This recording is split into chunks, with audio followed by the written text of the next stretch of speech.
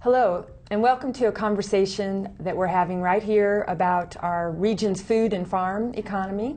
I'm Patty Cantrell with the Michigan Land Use Institute, and this is Bob Russell with the Neotawana Center. So we're here to talk about some efforts that are being made along those lines and some recent meetings that have developed kind of a strategy for our region to follow and get more people involved in that strategy.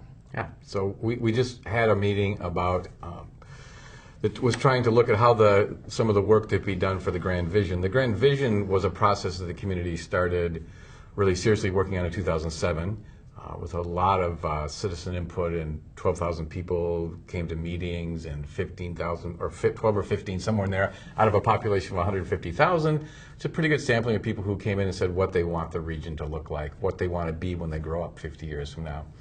One of the components was having a vibrant agricultural economy and farms and open space. And so the idea was to look at the regional farm system, have a meeting, food and farming network, and see, how could they help move that piece of the vision forward. And I remember some meetings that we had last fall even, where the Grand Vision was in process, thousands of people are being involved, saying they want a strong farm economy, strong rural lands.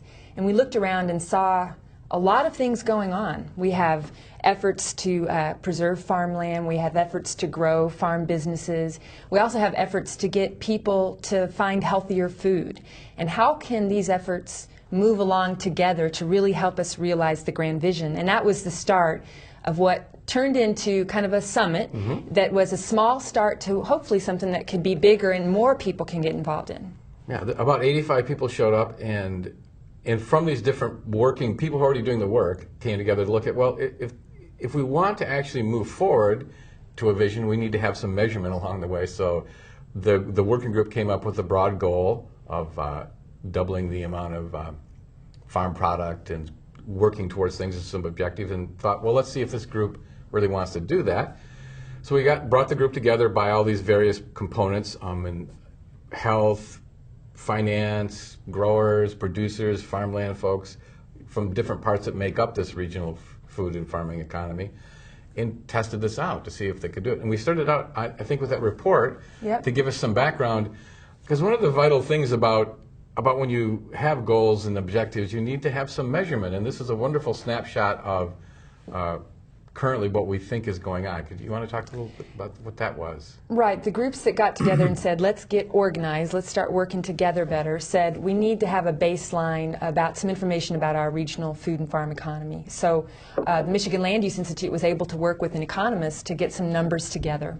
And it really looked at how much activity is happening and how much opportunity our farm economy has. And so this report documents, for example, that agriculture is pretty big in this local area. Of course, we have a lot of fruit, but we have a lot of other products as well. And then how we could even potentially grow that. One opportunity out of many is to, for example, sell more of our products into grocery stores and restaurants and schools. But that requires helping farms move in that direction, because we haven't always done that. So that's one topic that came up at this summit. And I think that if you want to check out this report, it is available from the website that you'll be able to. It's definitely we'll get it on other websites too, but at Michigan Land Use Institute, that's mlui.org. And if you're watching this streaming video and we've done things right, there should be a link below us here. Yeah, somewhere around. Yeah, so just to, and that's one of the ideas is that this was a working meeting, and there was some open invitation to it, but it was really an outreach from this committee, that this planning committee look at to try to have all the various segments that make up what would be known as a regional food and agricultural economy. We had bankers there, youth groups, and because that's another big area, youth entrepreneurship, people looking for jobs eventually in some of the new farm business opportunities. Yeah, we had education there. There was a person, Marguerite Cato from NMC, talking about what they could do to help in educating people who wanted to be in the farming business. So there was a broad spectrum of folks who came looking at how to move this, towards the goal of keeping a vibrant economy for the agricultural and food segment. And the exciting thing is that it wasn't just talk. The whole point was to say, let's come up with some things that should be done now and could move us towards, say, a 10-year goal, which this group set, of doubling the value of our food and ag economy in 10 years. And we came out with several things that people can work on. Yeah, it was nice is we had breakout sessions, all people meeting in their segment. They got together. Towards the end of the day, they had a couple of key strategies that they thought they should work on and agreed to a follow-up on April 7th to really keep working. And the idea is to have another one of these sort of summits a year from now, to see are we closer to the vision, have things happened, and continue to support this as a network, looking at this as a network to support each other. The people are already doing the work. It's how can they help each other, and how can the synergy of knowing who's doing what help make the whole region, work better. And that was the idea, and it seemed to work pretty well. A lot of people came, a lot of good outcomes, and a lot of good things to look forward to. The other piece to look at was the fact that there had been a community vision process where the community supports this, and I think sometimes what's happening at township levels is there need to be changes in rules or regulation or policies at the township to help a vibrant farm and food economy and help land use decisions.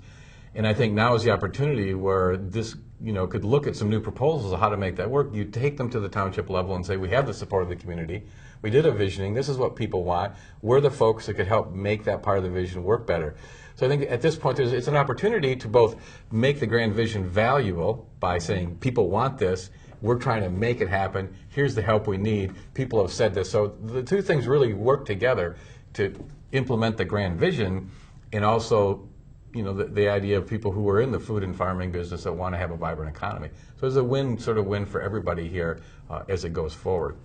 Well, that does it, and hopefully on the web you'll find your links to all kinds of things going on. And again, measuring our progress in making the grand vision happen. This is kind of a report from the start of a food and agricultural network focused on some very tangible things we can do. And please be in contact with the grand vision and find others working on it if you'd like to get involved. Great. Bye-bye. We'll carry on.